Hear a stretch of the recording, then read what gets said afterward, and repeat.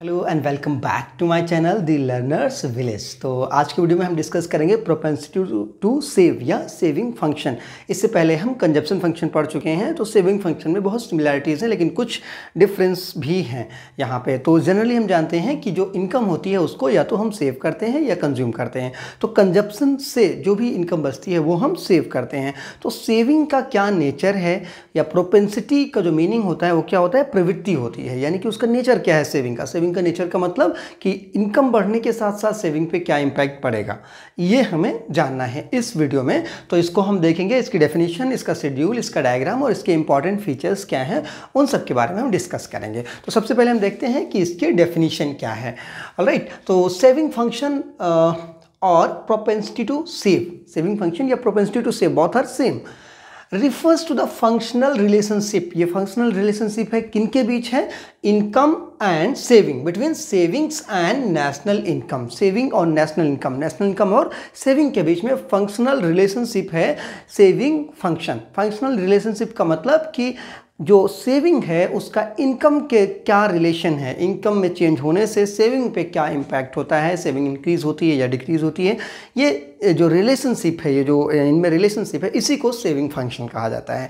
ठीक है, अगर हमें इसे फॉर्मूले के फॉर्म में लिखना हो तो s is the function of y, s is the function of y, यानी कि y के वजह से ही सेविंग होती है, यानी कि y में इंक्रीज या डिक्रीज होने से ही सेविंग पे इम्पैक्ट होता है। ठीक है, तो ये चीज़ हो गई।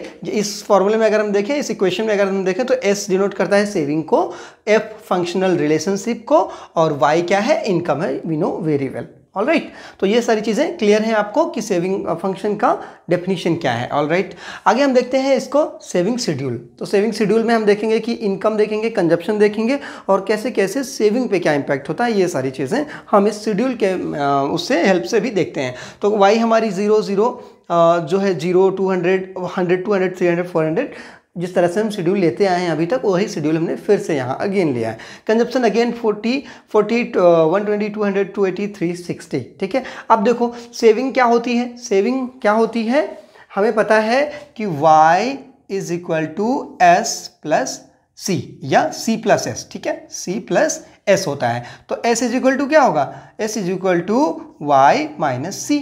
ठीक है, तो s is equal to y minus c हम कर देंगे तो हमें सेविंग्स मिलती जाएगी। तो देखो यहाँ पे y कितना है, 0 माइनस 40, तो 0 माइनस 40 करेंगे तो कितना आएगा, माइनस का 40। तो ये हमारा सेविंग हो गया यहाँ पे माइनस 40, यानी कि सेविंग क्या है, माइनस में भी हो सकती है।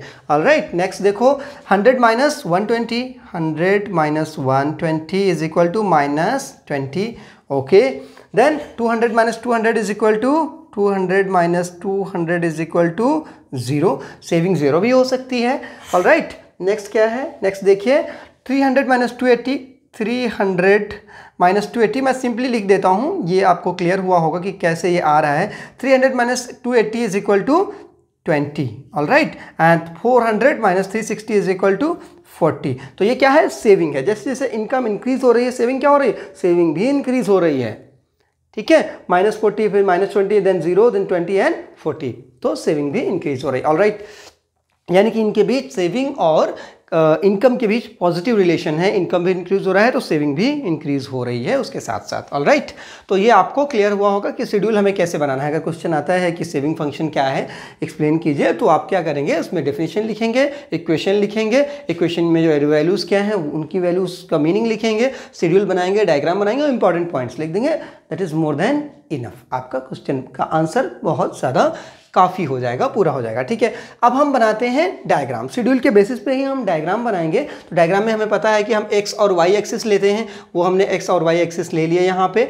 अच्छा, यहाँ पे चूंकि माइनस में वैल्यू आई है तो हम y एक्सिस पे जो है दिखाएंगे हम सेविंग को। ठीक है, तो हम y एक्सिस को माइनस में ही भी लिख लेंगे। ठीक है, y एक्सिस को हम माइनस में भी लिख लेंगे। तो यहाँ पे क्या हम लिखते हैं, x पे हम लिखते हैं इनकम। ओके, x पे हमने इनकम लिखा, y यहाँ पे ना लिखें, यहाँ वरना इस y से आप कंफ्यूज हो जाएंगे। और यहाँ पे सेविंग, ठीक है, सेविंग। Okay, savings. तो ये जीरो ओरिजिन हो गया, जीरो भी इसे हम कहते हैं। अब देखो यहाँ पे क्या होगा, आगे हम चलेंगे। अगर हमें सेविंग फंक्शन यहाँ पे डिराइव करना है तो देखो जब जीरो इनकम जीरो है तो सेविंग कितनी है, -40। तो -40 यानी कि जीरो नहीं है सेविंग, ऊपर भी नहीं होगी सेविंग का ओरिजिन। सेविंग का ओरिजिन कहाँ होगा, माइनस में। चूंकि हमें पता है कि जीरो के नीचे जो वाई का जो लाइन होगी वो माइनस दिखाती है, और इस तरफ भी एक्स की लाइन जो इस तरफ जाएगी वो भी माइनस डिनोट करती है। तो यहाँ पे हम क्या करेंगे, माइनस से ओरिजिनेट करेंगे। सपोज हमने माना कि यहाँ पे 40 हो रहा है, ठीक है, -40 यहाँ पे हो रहा है, तो यहाँ से हमारा जो सेविंग होगा वो ओरिजिनेट होगा और ये ऊपर को जाएगा। क्यों, क्योंकि यहाँ पे सेविंग इंक्रीज हो रही है, इसलिए ये ऊपर की ओर शिफ्ट होता जाएगा। तो इस तरह से हमारा कहीं पर भी हम बना सकते हैं, कहीं जहाँ पे हमने ओरिजिन माना। बस इसको जीरो से या प्लस से आपको नहीं ओरिजिनेट करना है, क्या करना है आपको, इसे माइनस से ओरिजिनेट करना है। ऑलराइट, ये हमारा सेविंग फंक्शन बन जाएगा एस, ओके, जो कि जिसका कोई ओरिजिन यहाँ पे -40 है। अगर यहाँ पे -60 होता ये तो ये -60 होता, यहाँ पे -10 होता तो यहाँ पे -10 होता। ऑलराइट, तो ये आपको क्लियर हुआ। अब देखो यहाँ पे ये जो एरिया है ये क्या दिखा रहा है, ये सेविंग को दिखा रहा है, ठीक है, निगेटिव सेविंग।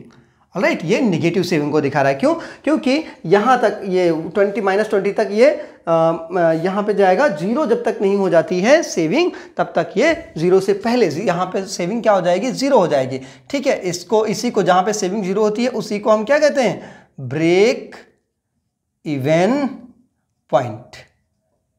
ठीक है, बीईपी इसी को कहते हैं ब्रेक इवन पॉइंट। जहां पे ब्रेक इवन पॉइंट के हमने पढ़ा था क्या, दो कंडीशंस होती हैं, two conditions are there where y = c and s = 0। तो यहां पर देखो जब पूरी की पूरी इनकम कंज्यूम कर ली जा रही है तो सेविंग क्या होगी, ऑब्वियसली जीरो होगी। तो दो कंडीशंस होती हैं, एक कंडीशन से ही आप दोनों को समझ सकते हो। ठीक है, तो ये है ब्रेक इवन पॉइंट की कंडीशन, तो यहां पे s = 0 है। ऑलराइट, तो ये हो गया हमारा सेविंग फंक्शन। इस तरह से हमारा सेविंग फंक्शन बन जाएगा। इसके बाद आप देखोगे अगर हम यहाँ पे पॉइंट पे इस इनकम लेवल पे बात करें तो एक इनकम लेवल क्या होगी, ये देखो ब्रेक इवन पॉइंट, ये अगर शेड्यूल में देखें तो ये ब्रेक इवन पॉइंट है जहाँ पे सेविंग जीरो है और income and consumption are equal. ठीक है, तो ये हो गया हमारा ब्रेक इवन पॉइंट। अब यहाँ पे हम ये डायग्राम हमारा बन गया है, ये हमारा डायग्राम बन गया है किसका, ये है सेविंग फंक्शन का। ऑलराइट, अब हम देखते हैं इसके इंपॉर्टेंट फीचर्स क्या हैं। तो इसी डायग्राम को ही हम एक्सप्लेन करते हैं इंपॉर्टेंट फीचर्स में। ऑलराइट, तो आगे देखिए हम starting point of saving curve. Starting point of saving curve क्या है, तो स्टार्टिंग पॉइंट जैसा कि मैंने अभी बताया कि इसका स्टार्टिंग पॉइंट बहुत इंपॉर्टेंट है। आप जीरो से या प्लस से नहीं ओरिजिनेट करेंगे, माइनस से ओरिजिनेट करेंगे सेविंग। ठीक है, ऐसा क्यों है, हाँ ऐसा क्यों है, ये भी क्वेश्चन आ सकता है कि ऐसा कंपलसरी है क्या कि सेविंग निगेटिव हुई हो। तो ऐसा कंपलसरी इसलिए है कि जब इनकम जीरो होगी, यानी कि इस पॉइंट पे जब इनकम जीरो होगी तो क्या कंजप्शन नहीं होगा, कंजप्शन होगा, हमें पता है, बिकॉज ऑफ ऑटोनोमस कंजप्शन। क्योंकि ऑटोनोमस कंजप्शन इसलिए एग्जिस्ट करता है बिकॉज ऑफ सर्वाइव करने के लिए हमें कुछ चाहिए। तो हम क्या करते हैं, हम अपनी पुरानी सेविंग्स को बेच देते हैं, तो सेविंग क्या हो जाती है, माइनस हो जाती है। सपोज यहाँ पे उसको ऑटोनोमस कंजप्शन 40 है जो है वो कंज्यूम करना ही करना है उसे, तो 40 कहाँ से लाएगा, हमारी जो सेविंग है उसको बेच देगा, तो सेविंग क्या हो जाएंगी, -40 हो जाएंगे। -40 वो क्योंकि 40 वो कंज्यूम कर रहा है, इसलिए -40 हो जाएगा। इसलिए ये सेविंग हमारे हमेशा माइनस में ही स्टार्ट होगी। ठीक है, बिकॉज ऑफ ऑटोनोमस कंजप्शन। अगर लिखने को आता है तो आप ऐसे लिख देंगे, एक्सप्लेन भी कर देंगे। ठीक है, तो ये ब्रेक इवन पॉइंट हो गया। अब देखो starting point of saving curve, तो सेविंग कर्व का स्टार्टिंग पॉइंट क्या है, नेगेटिव से स्टार्ट हो रहा है। Alright, next slope of saving curve, ये मैं अभी आपको बता चुका हूं कि इसका जो सेविंग कर्व का जो स्लोप है वो अपवर्ड है और पॉजिटिव है। पॉजिटिव कहें या अपवर्ड कहें एक ही बात है। पॉजिटिव स्लोप है क्योंकि ये ऊपर की ओर जा रहा है और इनकम के साथ इंक्रीज हो रहा है, इसलिए इसे पॉजिटिव स्लोप कहा जाएगा। ऊपर की ओर पॉजिटिव स्लोप है, ऊपर की ओर पॉजिटिव, इस तरफ नेगेटिव होता है। ठीक है, ये जीरो स्लोप होता है। ऑलराइट, तो अब यहाँ पे देखो ब्रेक इवन पॉइंट, हम आपसे एक बार फिर से डिस्कस करेंगे क्या है break even point. Break even point एक ऐसी सिचुएशन होती है जहाँ पे इकोनॉमी में जो भी इनकम है पूरी की पूरी इनकम कंज्यूम कर ली जा रही है, सेविंग जीरो है। ठीक है, दो कंडीशंस होती हैं, तो उसे हम ब्रेक इवन पॉइंट कहते हैं। तो ये हमारा ब्रेक इवन पॉइंट है, इसे सपोज हमने ई का पॉइंट दे दिया। ठीक है, ये ब्रेक इवन पॉइंट हो गया। Next positive savings. Positive savings क्या होंगी, देखो ई और एस, ये अगर हम इसे एस कर्व माने तो एस से ई तक का जो पोर्शन है ये नेगेटिव सेविंग है, ये जीरो सेविंग है ई का पॉइंट, और ई के बाद का जो पोर्शन है ये पॉजिटिव सेविंग है। ठीक है, और ये नेगेटिव सेविंग है। ऑलराइट, तो ये हो गया हमारा पॉजिटिव सेविंग का शेड्यूल डायग्राम। ठीक है, तो ये चीज़ें हमें आई होप कि आपको क्लियर हुई होंगी। आप स्क्रीनशॉट ले लीजिए इसका। ओके, तो नेक्स्ट वीडियो में हम डिस्कस करेंगे प्रोपेंसिटी टू सेव। तो जिस तरह से हमने कंजप्शन में पढ़ा था प्रोपेंसिटी टू कंज्यूम 2 टाइप की, उसी तरह से हम प्रोपेंसिटी टू सेव में 2 टाइप की सेविंग प्रोपेंसिटीज पढ़ेंगे, प्रोपेंसिटीज। तो thanks for watching, stay tuned.